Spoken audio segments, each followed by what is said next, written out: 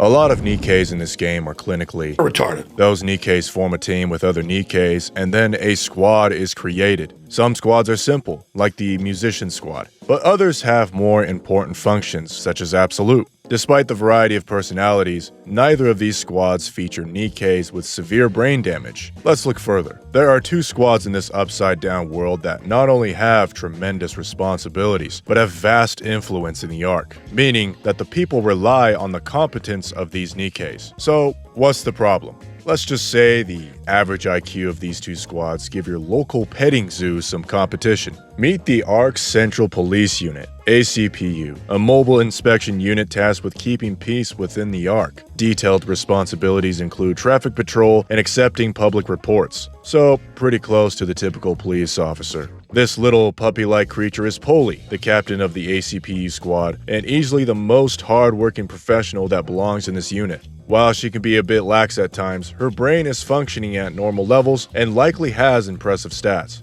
But wait, Eisen, didn't you say these squads have IQs that rival donkeys?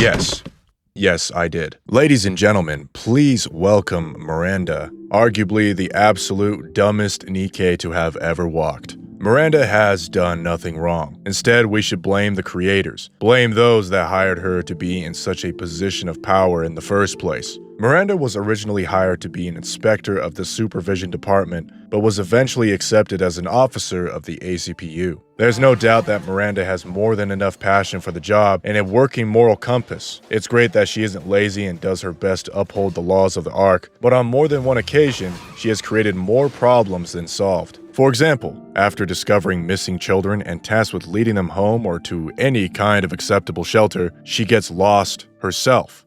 While the game doesn't go into much detail of that incident, you can imagine the damage of the children's mental state and the reputation of the ACPU when the officer herself becomes a missing child. It gets to the point where anytime she completes a simple task without causing any trouble, the viewer, the protagonist, or any of her colleagues conduct a silent applause in their heads. Truly the dumbest moment of Miranda's career so far was her involvement in the Phantom Thief story. After finding out the Phantom Thief and company were fighting in the name of justice, Miranda joins them despite the obvious confliction with her current job as an officer. Throughout the story, this inner conflict rises multiple times, and at one point it nearly cost the entire mission of the Phantom Thieves, which would have caused the antagonist to get away successfully. Miranda may be a hard worker with her heart in the right place, but there's no mistake that she is retarded. Charming, but mentally absent. Yep, that was just one member of the ACPU. We interrupt this program with an ad. Are you tired of sleeping alone? Well,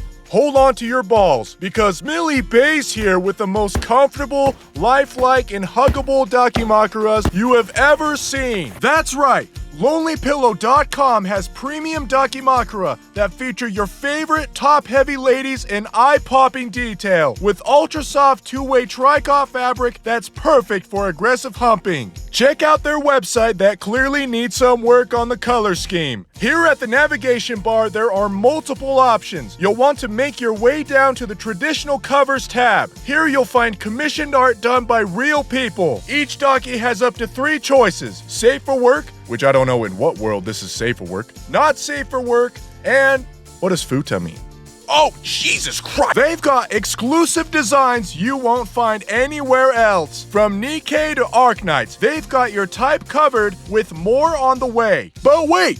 There's more! Order now and double your order. 2 dakis. That's right. 2 dakis for the price of 2. That's $140 in value. Order now and get standard shipping prices. Lonely Pillow's mission is to treat the rising epidemic of loneliness. So help them beat this epidemic by treating yourself to a cover today. Now back to the program. Query is a temp that, like Miranda, works hard and is devoted to her duty. It seems that these are the only 2 qualifications to becoming an officer, as she too has brain damage, although not nearly as bad as Miranda. Query has retard strength and the disability of having poor eyesight, far beyond what would be considered acceptable for a public servant. She does, however, have the extraordinary skill of spotting shiny or sparkly things that normal people would have a hard time noticing.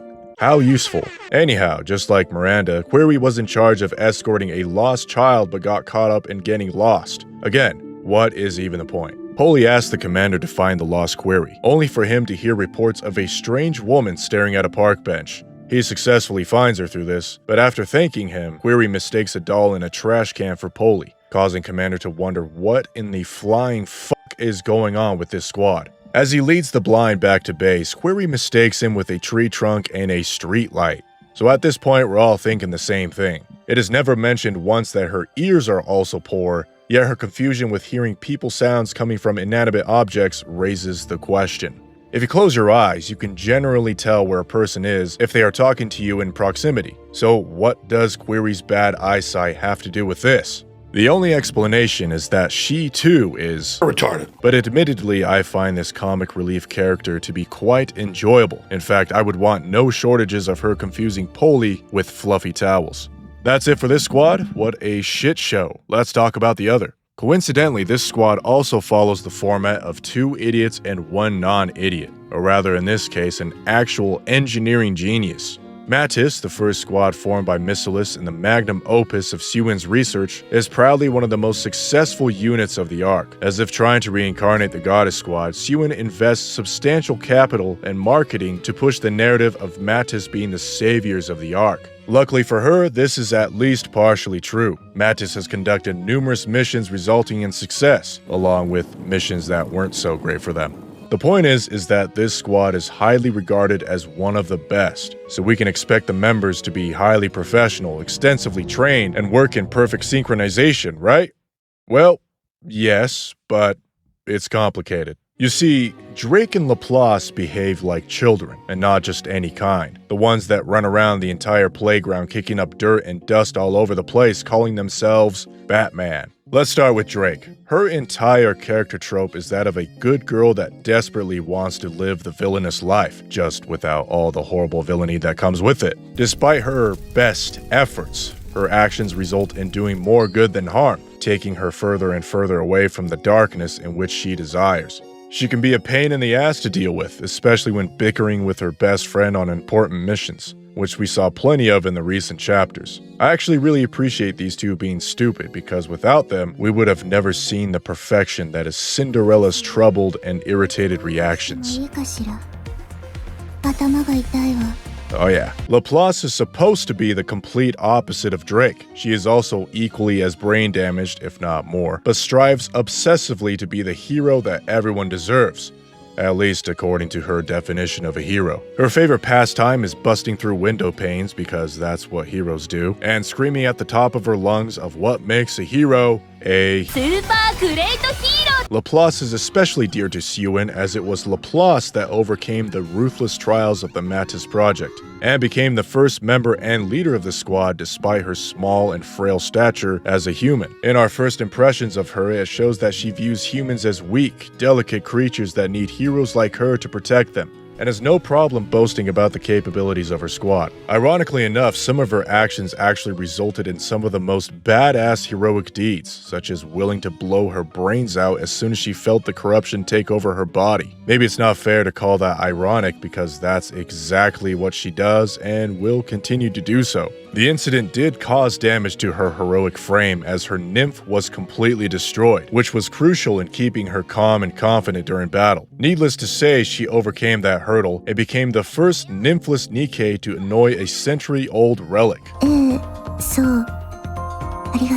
Well done. When it really comes down to it, Mattis has what it takes to lock in as a formidable ally. Drake fires off her exclusive Rapture scanner, Laplace blows everything out of the water, and Maxwell supports them from behind. Much like Absolute, Mattis has been seen throughout the main story, which has given them time to build their character to go from a barely functioning group of idiots to a functioning group of idiots. Without a doubt, both the ACPU and Mattis are far from the end of their stories. And that's the message of these two squads. No matter how dumb, no matter how pathetic, how much money you have spent on multiple Gunnar gachas over the countless years, I'm specifically talking to my subscribers, there is a place for your talent, for your skills. If Query can make it this far in a world full of people with functioning eyes, then you too can make it far in a world full of aristocrats and lucky sons of bitches.